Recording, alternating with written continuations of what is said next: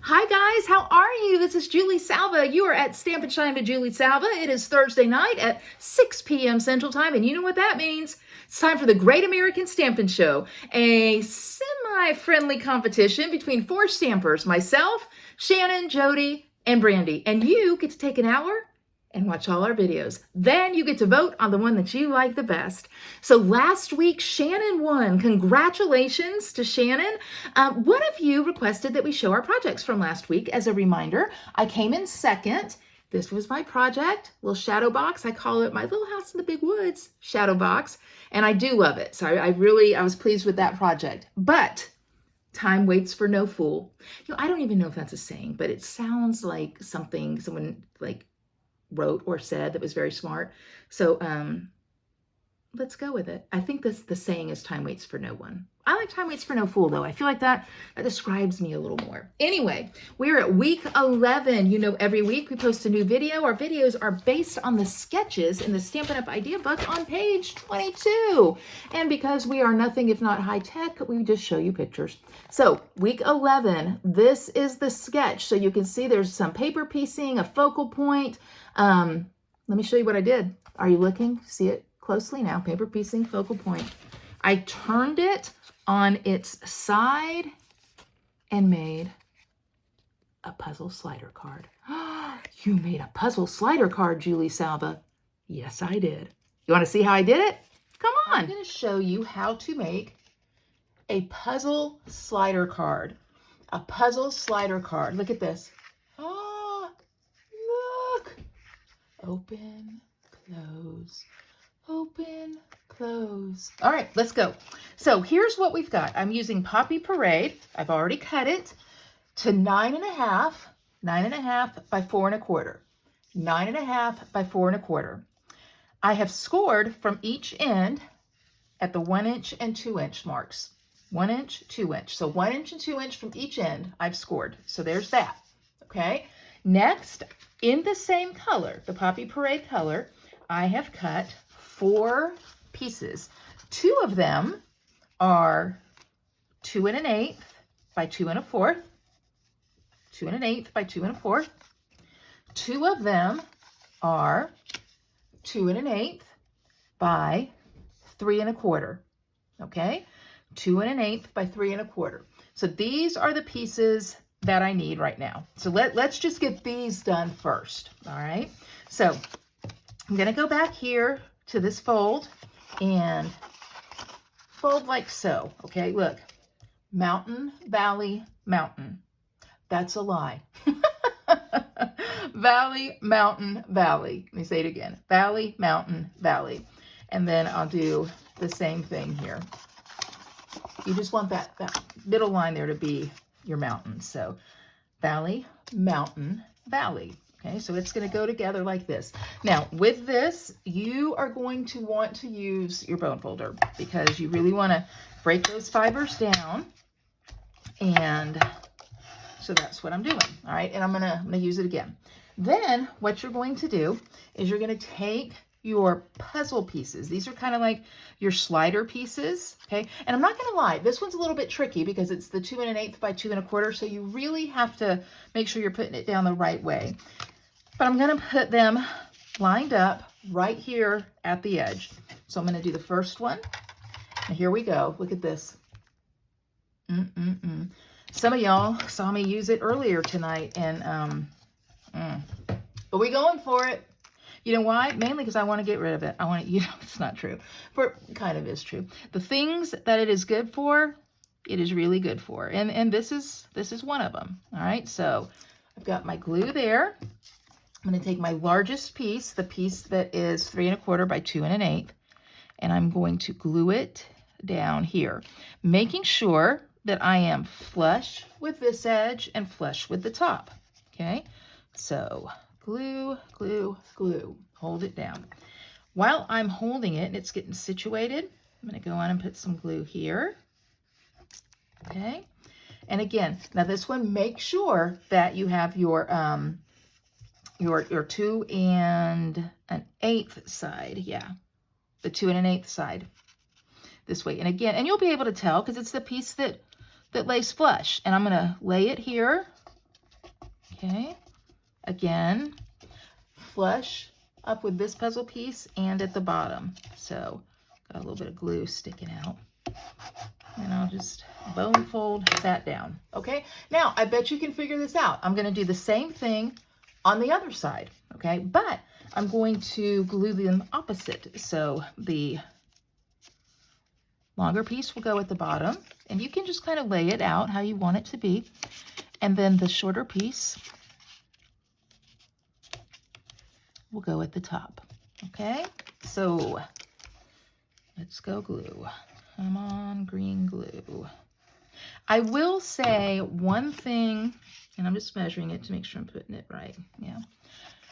One thing that I like about the green glue is that it does have a minute. Okay, it has a minute or so where you can maneuver it, okay, before it kind of hardens up.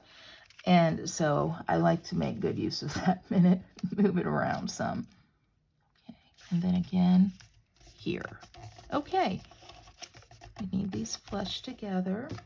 So I've got those there, and that's it. You know, people think this is, oh, this one's got to move a little bit. It went wacky on me.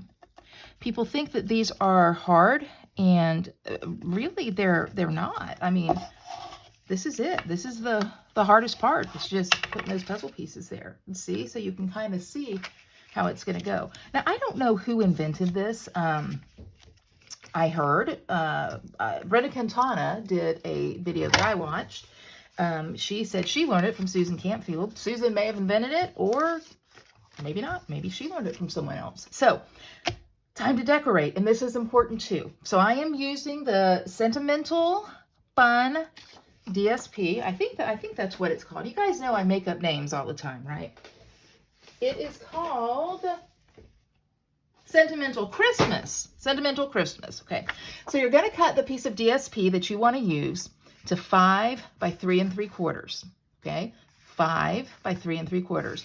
Then, and I didn't cut this because I wanted you guys to see it. Okay. When you cut it to 5 by 3 3/4, make sure that the piece that you want facing up, make sure it's facing up. Okay. That this is the proper orientation for how I want this card to be. Okay. So I've cut it to 5 by 3 3/4. Then I'm going to cut it down this way at 1 7/8. Okay. 1 7/8. And actually, when I show you the finished one that I made before this, I actually like the way I cut that paper better, but that's okay. And then I'm going to cut one piece of it at 3 inches. So that gives me these two snowflake pieces, and you can kind of see where they're going to lay here. Okay. And then I'm going to cut my bottom strip at 2 inches. Okay. And you can see that that's going to kind of lay there. So that's that. All right, so I'm going to go on and adhere these pieces. Now to do this, I'm just going to use my Stampin' Seal. Come on. Okay, and I really like this. This is that piece that has the pretty paper with like the border. I can show you in a minute. I'll show you what it looks like. Okay, but I like the way that I'm using it here. And then adhere this.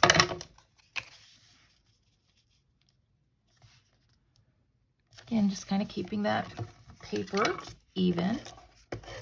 Now, I cut these pieces of DSP. I gave you the measurements. So when you cut, according to those measurements, your end pieces, or the pieces you cut, are perfect. Okay? So there's that. All right? Now, there's more to do, more to decorate. So I want to put a sentiment on it, and using the Sentimental Wishes, I grabbed Have a Very Merry Christmas. And I'm going to stamp that in Pretty Peacock. I like how it shows up, and I'm doing it on my new favorite neutral, Basic Beige. Love, love, love Basic Beige. So, have a very Merry Christmas. That's so good. Don't you get excited when you stamp something straight? Maybe you stamp things straight all the time. I don't know. I do not. I do not. So it's a big day for me when I do it. And then I want to embellish this a little bit. So come back here, adhesive pad. I have cut out 2 kind of wispy, viney leaves, and these are with the dies that go with the Sentimental Christmas or Sentimental Wishes. Oh my gosh, there's so many sentimental things, my word, okay? The Sentimental Wishes stamp set. So I got Sentimental Wishes stamps and dies, Sentimental Christmas paper, and then that song, Sentimental Journey, going through my head. There's a lot of sentimental things happening. All right, I'm going to take these and I'm going to put just a little bit of adhesive right here. Now this is this tag I got from Greetings of the Season. And you can see the little dot right there. If I wanted to poke that out and use it as a tag, I could. But I don't. I want to use these kind of as some fun little wispy embellishments. See, so I made it. Oh my gosh, y'all, that's pretty. Sometimes I surprise myself. Like, I make things prettier than I thought I was ever capable. Then I've got a bow here. Now, you might be like, Julie Salva, you stamped that bow amazing. That is like the best bow ever. Well, the reason it's the best bow ever is because I didn't stamp it at all. I die cut it out of this paper. I'll show you where that little die cut is. It's somewhere. It's somewhere. But this paper has dies that match some of the print. And this bow was one of the things that a die matched. So that's why it looks so good. I'm going to use my mini dimensionals here. And I'm just going to put 1, I think I can fit 2 on there without it showing through. Yeah, I think I can. Okay. I got a great tip on YouTube, by the way. I think I've shared it about keeping a little bowl here to put the backs of my dimensionals, but I don't have a bowl right now, so I'm just going to throw them on the floor. Okay, and then I put the bow right there. Oh my gosh, that is so cute. Uh-oh, it is so cute, but it kind of covers up my V, so I got to move it a little bit. Always finagling. There we go, there we go. And then I'm going to adhere this. Oh, you guys. Look at that. Look at that. I only want to adhere it on these 2 pieces. So I'm going to put a dimensional there so I don't mess it up. And oh, I have one more right here. And then I'm off to the edges right there. Okay. And lay that. Oh my gosh, it's so cute. It's so cute right there. Okay, so just when you think it's like the cutest ever, you know what's happening, right? We're using the juicy, is that how, the juicy dots? I think it's how I'm saying it. And I'm gonna go with the larger ones, and I'm gonna put 1 here. Remember, I like things in a triangle type look, and I like them in odd number groupings. So if I'm looking at this as a group, I've got 1, 2, 3, 4, 5. And this kind of can go as a triangle there. So I've got that there. Super cute, but I can make it cuter. On the inside, I've cut a piece of basic beige to 5 1/4 by 4. I've cut a strip. You see the candy cane stuff here? I cut a strip of the matching candy cane to 5 1/4. I'm going to adhere it across the bottom of my inside like that. And I'll show you, you're going to see in a minute why I put it flush with the bottom. And then I'm going to adhere this on the inside of the card. Ooh, I love it, I love it, I love it. I'm jumping up and down in my seat. You guys can't tell, but it's happening. If you saw anything shake and shimmer or shimmy right there, that was me. Okay, there. Okay, look. Have a very Merry Christmas. Oh, you guys, when it's held and put up on a desk like so, oh my gosh, I have to whisper because it's just so cute. It's so cute. So this is it. This is my sketch number 11. The sketch goes this way. I turned it this way. And look. And I do want to show you, this is the one that I did earlier. And I will say I like how the paper worked on this one because I just had a little bit more of the candy cane. But they're great.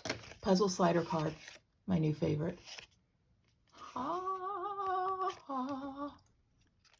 right, what do you think? You guys, I love it. I could sit here for more time than I have and go like this. Just look, it slides, look. Now, again, the image that you get here with the DSP, this is the one that I did ahead of time, and I got more of the candy cane, which I like. Oh, come on, puzzle slider. So really, it's just how you cut. But I love it, and I'm super proud of myself because you know what? I didn't know how to do a puzzle slider card before this video, and when I see a technique, you people make me better because I'm like, I need to learn that for the people. And you guys are the people. So here's what I need you to do. I need you to read the description. You'll see links to the other 3 videos. Go watch them. Then vote for the video you like best. How do you do that? You click thumbs up for the video that you like the best. Hopefully it's mine, but I'm going to tell you the competition is getting tighter and tighter and tighter every week. So make sure that you vote. 2 final things I want you to know. First of all, Stamping Up is having a World Card Making Day event this Saturday, October 5th. It is at 2 o'clock Mountain Time, and I'm going to put a link in the description. It's free. It's an hour. Sign up. See what you think. And there is a special. The Stampin' Up starter kit, the demo kit. Normally you get to choose $125 in product for $99 plus tax and free shipping. Guess what? For the month of October, you get to add $30 onto that. $155 in product of your choice with free shipping. Guys, it's a great deal. So consider it. Oh, Julie Salva, consider it. It's a good deal. All right, guys, that's what we've got. Julie and her puzzle slider card are finished. I hope you enjoyed it. I hope you vote. You have until Sunday night. And I will see you back next week. Goodbye.